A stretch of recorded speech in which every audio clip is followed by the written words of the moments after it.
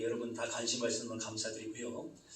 오늘 이제 2026년 첫 주일을 시작하면서 하나님께서 우리에게 또 참 귀한 말씀으로 우리를 인도해 주실 것입니다. 여러분 사모함으로 말씀을 잘 경청해 주시고 또 이 말씀이 올 한 해 우리에게 참으로 중요한 열매로 이렇게 맺혀지기를 소망하면서 저도 말씀을 준비하고 말씀을 증거하겠습니다. 우리 성도들은 참 기도하는 사람들입니다.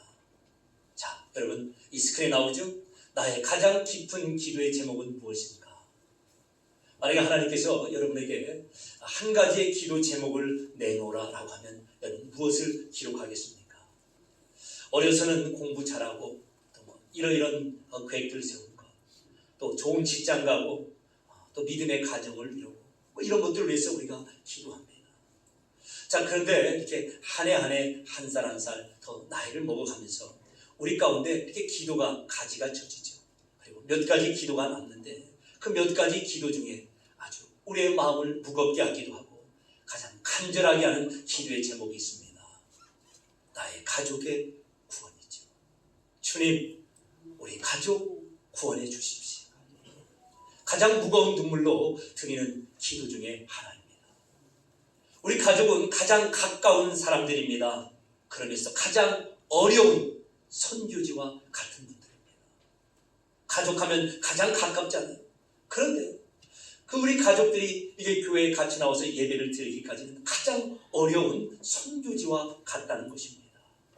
가장 큰 기쁨도 가족을 통해서 누리지만 또 가장 큰 눈물의 기도 또한 이 가족의 구원 때문에 우리가 지금 흘리고 있습니다.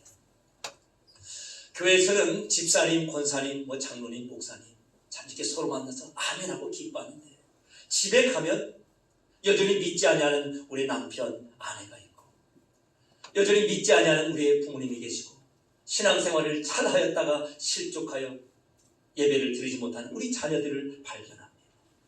마음이 무너지죠.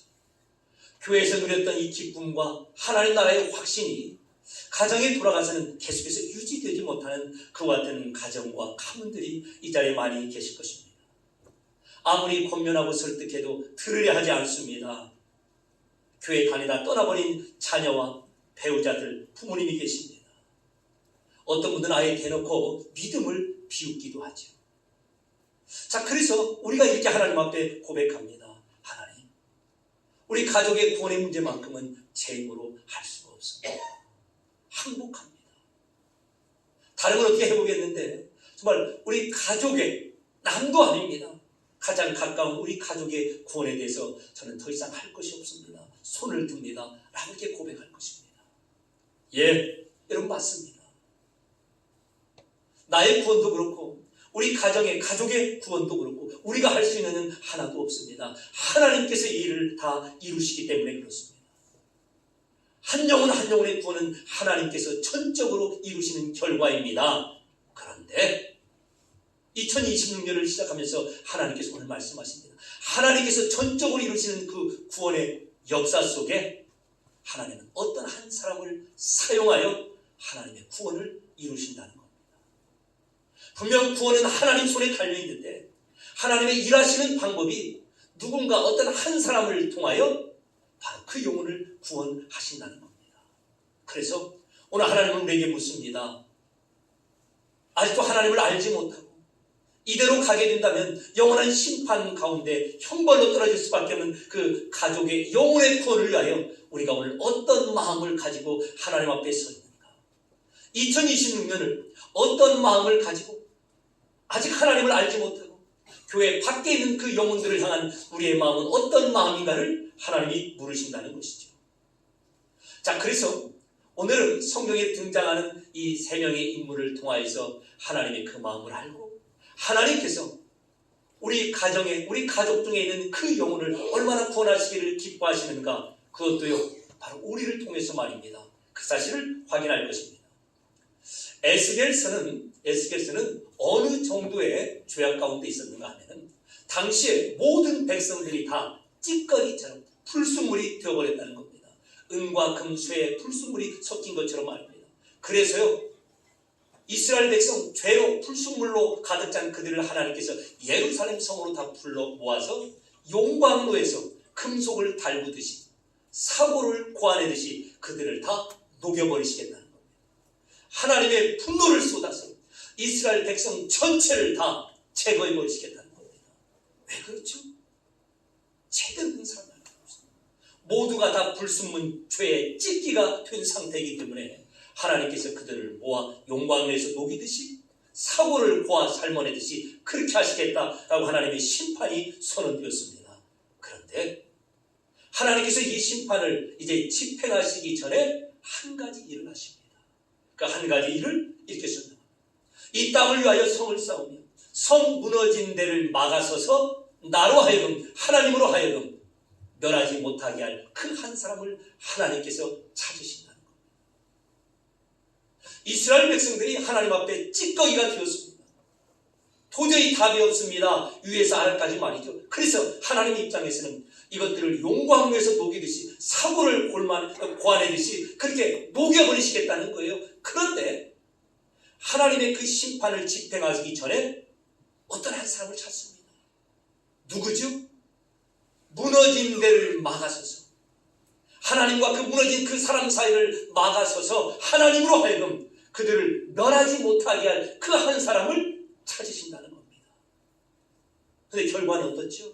찾고 찾으셨는데 찾지를 못하셔서 하나님의 분노를 그냥 쏟을 수밖에 없었다는 것입니다. 참 여기에 중요한 메시지가 들어있습니다. 우리는 죄 때문에 망하는 줄 알았습니다. 물론 죄 때문에 망하죠.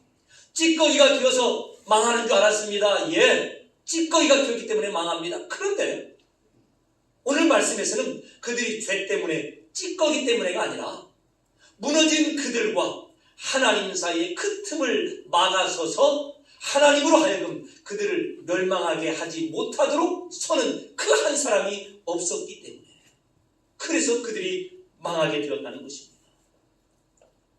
문제는 죄가 아니라는 겁니다. 찌꺼기로 가득 찬 그들의 상황이 아니라는 겁니다. 무너진 데를 막아서서 서야 될 그 한 사람, 우린 중보자라고 하죠. 이쪽과 이쪽 가운데에 다리를 놓는 그 한 사람. 막아진 데를 막아서는 그 한 사람이 있으면 다 살게 되는데 그 한 사람이 없기 때문에 이스라엘 백성이 포로로 끌려가고 임산부의 배가 갈라지고 어린 자네들을 잡아먹고 모든 청년들 힘께나 쓸 수 있는 모든 사람들이 굴비 엮이듯이 엮여져서 수천 킬로를 이제 걸어 포로로 잡혀가게 된다는 것입니다. 여러분, 우리가 지금 이 자리에 와서 예배를 드리고 있지 않습니까? 그런데 우리가 이 자리까지 오기까지 우리를 위하여 우리와 하나님 사이에 그 무너진 데에 서서 하나님의 진노하심을 막아섰던 그 누가 있었다는 것입니다. 우리 큰 구원의 역사로 봐서는 예수님께서 하나님과 우리 사이를 막아서는 다리의 역할이 되셨고 그 이후에 한국교회로 봐서는 선교사님들의 그 피가 우리 민족과 하나님 사이의 그 무너진 틈을 막아서는 그 한 사람 바로 그 다리의 역할을 하셨고 나 개인적으로 봐서는 우리의 어머니가 나와 하나님 사이에 그 무너진 그 틈을 막아서는 한 분이 될 수가 있고 우리 아내가 우리 남편이 우리의 자녀와 자녀손이 우리의 부모님들이 길을 갈 때 만났던 그 어떤 사람 바로 그분이 나와 하나님 사이에 무너진 데를 막아서서 하나님의 그 멸망할 진노를 막은 결과 우리가 이 자리에 서게 된 것입니다. 그리고 에스겔 시대에 그 한 사람을 찾으셨던 하나님께서 지금 우리 가문 가운데 우리 가정 가운데 이 지역사회 가운데 무너져버린 그 사람과 하나님 사이를 막아서서 하나님으로 하여금 멸망치 못하게 할 한 사람을 지금도 찾으신다는 겁니다. 우리가 최근에 많이 들었던 그날이라고 하는 찬양이 있죠. 누가 내게 부르짖어서 저들을 구원케 할까? 바로 여기서 나온대요. 누가 그 무너진 그 사람과 내 사이에 서서 하나님 사이에 서서 저들을 멸하지 아니하게 할까? 라는 하나님의 심정이 지금 우리 가운데 있기 때문에 그렇습니다. 하나님이 찾으시는 그 한 사람, 능력 있는 정치가, 권력가, 말 잘하는 단변가가 아닙니다. 무너진 그 틈을 메꾸고자 하는 절박함과 간절함이 있는 바로 그 한 사람을 하나님께서 찾으십니다. 그리고 오늘 이 자리에서 묻습니다. 누가 나와 그 사람 사이에 무너진 데에 서서 나로 하여금 저들을 멸망치 않게 할 것인가? 하나님께서 질문하시고 우리 각자는 이 시간에 답을 해야 될 것입니다. 주님, 제가 그 자리에 서겠습니다. 여러분, 얼마나 감사한 하나님의 마음입니까? 잘못한 그대로 싹 쓸어버리시겠다, 그게 아니라 누군가 한 사람만 그 틈을 메꾸고 하나님의 진노를 막았을 자로 무너진 데를 서서 그 영혼을 위하여 간구한다면 하나님께서 돌이키시겠다는 겁니다. 다시 한번 확인합니다. 문제는 그들의 죄가 아니라 그 틈 가운데 서지 못하는 바로 나인 것입니다. 무너진 데를 막아설 수 있는 그 한 사람을 하나님께서 찾고 계시죠. 다시 한번, 주님, 하나님, 제가 그 사람 되겠습니다. 올 한 해를 시작하면서 제가 그 사람 되겠습니다. 왜요? 우리 또한 어떤 그 사람 한 분이 이 틈을 막아서서 우리를 이 자리까지 인도하였기 때문에 그렇습니다. 그래서 이제는 우리가 두 사람의 샘플을 볼 것입니다. 그 틈을 막아서서 살려내버린 바로 그 사람. 첫 번째 샘플, 모세입니다. 모세가 하나님 앞에, 그 다음 보여주시기 바랍니다. 모세가 하나님 앞에 이렇게 간구합니다. 이제 그들의 죄를 용서하여 주십시오. 만약에 그렇지 아니하시면 원하건대 주께서 기록하신 생명책에서 나의 이름을 치워버려 주십시오. 라고 모세가 이렇게 간구합니다. 엄청난 도박입니다. 하나님의 생명책, 그러니까 나의 구원을 취소하고 이 백성들을 구원하여 주십시오. 라고 이렇게 간구하는 겁니다. 여러분, 이게 어떤 배경인지 아시죠? 모세가 하나님께로부터 십계명을 비롯하여 하나님 말씀을 받으러 산에 올라갔습니다. 40일 동안 내려오지 않자 이스라엘 백성이 금송아지를 만들어 놓고 이분이 바로 너희를 애굽 땅에서 여기까지 인도한 하나님이시다 라고 선언하고 모든 백성이 거기에 절하고 따라가게 되죠. 다 죽음의 자리에 이르는 것입니다. 그래서 하나님 말씀하십니다. 내가 저들을 다 진멸하고 모세, 너부터 새로 시작할 거야 라고 하나님 말씀하십니다. 바로 그 순간에 모세가 무너진 백성의 그 틈 가운데 하나님과 그들 사이를 가로막고 자기 자신의 구원을 걸고 하나님 앞에 간구하는 겁니다. 나를 죽이실 망정, 내 이름을 하나님의 생명책에서 제거하실 망정, 저들을 살려 주십시오 라고 말합니다. 여러분, 우리의 이름은 우리 부모님의 호적에서 세워질 수 없습니다. 우리 자녀들이 아무리 잘못한다 할지라도, 그가 살았건 죽었건 어떠한 흉악한 범죄를 하였다 할지라도 그의 이름은 우리의 족보에서 지울 수가 없습니다.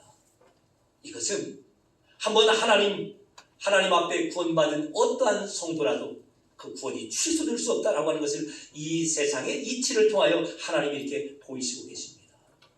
누구도 한번 기록된 하나님의 생명책에서 이름이 지워지거나 취소되지 않습니다. 그럼에도 불구하고 모세가 자기 백성과 하나님 사이에 서서 자기의 생명을, 영원한 구원을 담보 삼아 하나님 앞에 간구합니다. 지우셔도 상관없습니다. 내 이름을, 그러나 저들을 살려주십시오.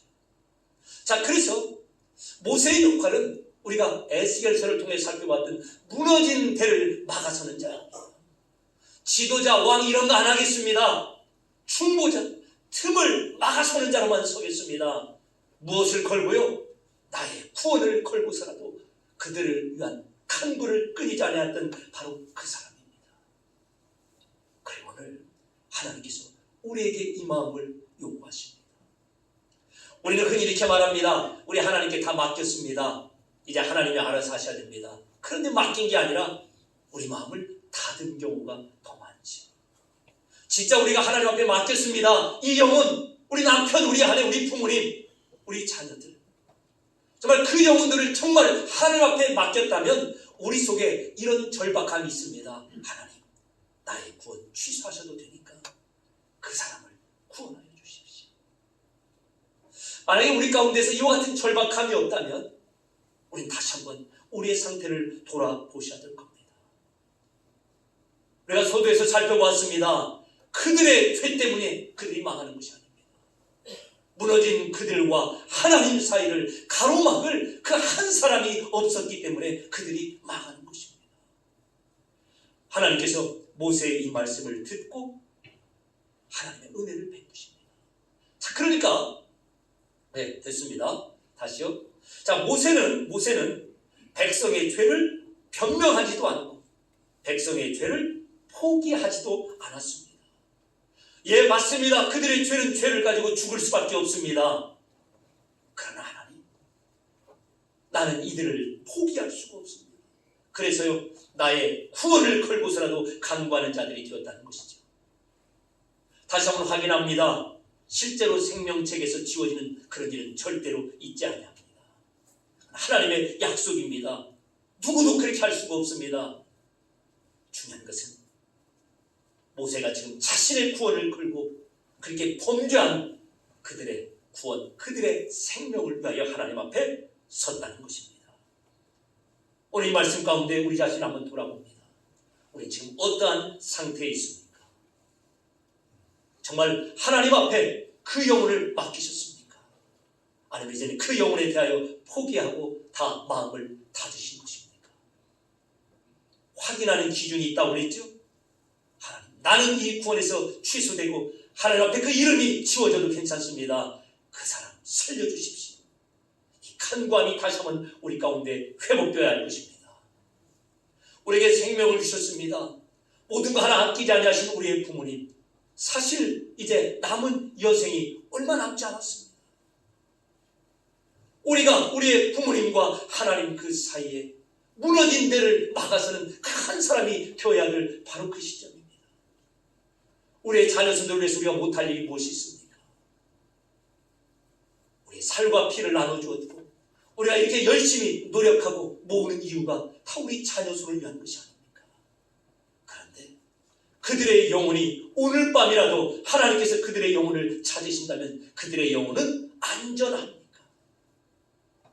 다시 한번 하나님께서 우리를 2026년 이 새해 첫 주일 예배 시간에 이 말씀을 통하여 우리로 하여금 하나님 앞에 어떠한 마음으로 무너진 그 영혼과 하나님 사이를 연결해야 될 것인가 라고 하는 그 순간 우리를 부르셨습니다. 모세 어떤 사람이라고요? 자기의 구원을 걸고 백성의 구원을 위하여 간구한 자예요. 자, 이제 또 다른 샘플이 등장합니다. 바로 사도 바울입니다. 사도 바울이 이렇게 말을 합니다. 내가 거짓말하지 않고 참말을 합니다. 그런데 나에게 큰 근심이 있습니다. 마음에 그치지 아니하는 고통이 있습니다. 그게 무엇이라고요? 나의 일가 친척 가족들이 예수님을 믿지 않고 있습니다. 그래서 어떻게 간구하고 있습니까? 내가 저주를 받아서 구원의 자리에서 떨어진다 할지라도 이 사람들 살려주십시오 라고 하는 간구함이 바울에게 있었습니다. 9장이 시작되면서 바울이 이렇게 고백하는 너무나 큰 근심과 마음에 그치지 않는 고통이 있습니다. 나의 고륙, 친척, 형제, 자매들 때문에 그렇습니다. 차라리 내가 저주받아 내가 죽고 저들 살려줬으면 좋겠습니다. 모세와 통일한 고백이 지금 사도 바울의 고백이 되는 것입니다. 자, 9장이 시작되는 부분인데요. 8장이 어떻게 끝나는가 한번 살펴보겠습니다. 사도 바울이 얼마나 확신과 기쁨 가운데 8장을 끝내는가. 누가 우리를 그리스도의 사랑에서 끊으리요? 어떤 것도 예수님 안에 있는 우리를 끊을 수가 없습니다. 이것도 저것도 심지어 나의 죄악도 말이죠. 다른 어떤 피조물이라도 우리를 우리 주 예수 안에 있는 하나님의 사랑에서 끊을 수가 없습니다. 라는 확신과 기쁨이 있습니다. 이게 사도 바울인데 갑자기 나의 가족과 친척과 내 민족들을 바라보니까 고통이 다가오는 것입니다. 큰 고통과 끊이지 아니하는 근심이 나에게 있습니다. 이게 우리 성도의 역설적인 삶이 되는 것입니다. 오늘 밤이라도 나를 부르시면 그 나라에 갈 수 있습니다. 그 무엇도 하나님께서 허락하신 이 구원을 끊을 수가 없습니다. 아멘. 그럼에도 동시에 끊이지 않는 그 고통과 마음의 근심이 있는 것이죠. 이 가족들은 어떻게 합니까? 나는 오늘 밤이라도 부르신다면 그 확신 가운데 갈 수 있지만 정말 이 자녀들, 자녀손들, 배우자, 평생을 나를 위해 희생하였던 남편, 아내, 부모님, 그분들의 영혼은 어떡합니까? 이와 같은 고통이 확신과 함께 교차하는 것입니다. 사도 바울은 이 확신과 고통 표현하는 것을 부끄러워하지 않았습니다. 우리도 그렇게 하셔야 됩니다. 여러분, 누구를 만나시든 간에 저를 만나서 목사님, 우리 남편과 하나님 사이에 서주십시오. 여러분, 그렇게 하셔야 됩니다. 장로님, 좀 도와주십시오. 권사님 도와주십시오. 기도하실 때 그냥 한마디라도 우리 아들, 우리 부모님 이름 불러주십시오. 여러분, 그렇게 하셔야 됩니다. 만약에 그와 같은 절박함, 내 이름이 저주를 받아 하나님에게서 끊어질지라도 저들을 살려주십시오 라고 하는 절박함이 없다면 다시 한번 이 시간을 통해서 하나님께서 그 절박함 가운데 우리를 회복시켜 내고 계시는 것입니다. 무너진 데를 막아서 서는 바로 그 사람 마음에는 큰 고통과 항상 그치지 아니하는 이와 같은 슬픔, 근심이 있기 때문에 그렇습니다. 하나님께서 바로 그 한 사람을 찾고 계십니다. 성벽 무너진 데에 서서 하나님으로 하여금 그들을 멸망치 못하게 할 바로 그 한 사람 말입니다. 샘플로 모세와 사도 바울을 확인하였습니다. 그리고 오늘 그 자리에 하나님께서 우리를 부르신 것입니다. 다시요, 우리가 오늘 이 자리에 온 것, 누군가가 그 역할을 정말 성실하게 감당하셨기 때문에 그렇습니다. 우리 자녀들이, 옆에 있는 모든 사람에게 부끄러울 것 없이 우리 어머니에 대해서 기도해 주세요. 우리 어머니가 하나님께로 돌아오게 해주십시오. 우리 아들이 그렇게 하게 해주십시오. 우리 남편이, 아내가, 그 결과 우리가 이 자리까지 오게 된 것입니다. 그리고 이제는 우리를 다시 한번 그 한 사람의 자리에 하나님께서 세우셨습니다. 이제 우리가 실제적으로 가족권의 그 한 사람의 그 어떠한 자세로 우리가 그 한 사람의 자리를 지켜내야 되는가? 첫째로, 내가 틈에 서야 된다는 책임감입니다. 두 번째로, 희생을 각오한 사랑입니다. 그리고 결과는 하나님께 맡기는 믿음이 요구됩니다. 누가 이 그 한 사람이 되어서 무너진 그 영혼과 하나님 사이를 메우겠습니까? 주님, 제가 그 사람이 되겠습니다. 네가 해라, 내가 해라가 아니죠. 주님, 제가 서겠습니다. 우리 부모님을 위하여, 우리 자녀와 자녀손을 위하여, 배우자를 위하여 주님, 제가 서겠습니다. 희생을 각오하는 사람, 무엇이죠? 자존심이고 뭐고 다 내려놔야 되죠. 그렇게 해서 우리가 이 자리까지 왔기 때문에 우리 또한 그와 같은 사랑을, 희생적인 사랑을 이제 실천하는 그런 자리에 부르심을 받은 것입니다. 말로 설득되고 내가 이겨서 그분이 나오는 거 아닙니다.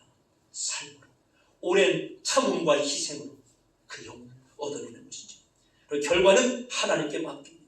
너무나 결과에 집착해서 낙심되고 좌절하고 그럴 것까지는 없습니다.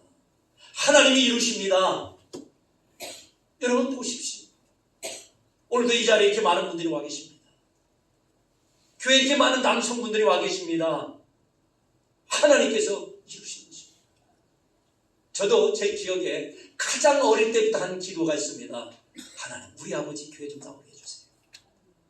예전에 뭐 화장실이 아니잖아요. 그런 자리에 앉아서도 제가 기도합니다. 기억이 나요. 겨울이면 부흥회를 하죠. 이 동네 저 동네 교회에서 부흥회 할 때마다 차 찾아다니면서 하나님, 우리 아버지 교회 나오게 해주세요. 안 돼요.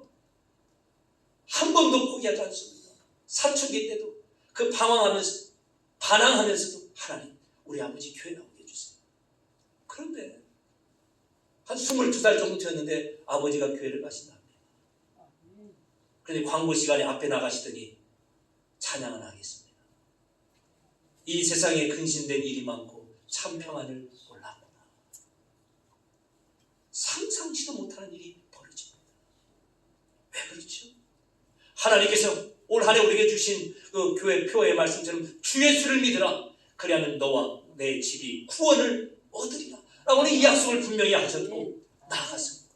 오늘 에스겔 22장을 통하여 그 한 사람을 하나님이 찾으시고 무너진 그 틈 사이에 서서 간구하며 하나님의 멸망 진노를 막을 그 사람을 통하여 그 영혼을 구원하시겠다고 하나님께서 분명히 약속하셨기 때문에 그렇습니다.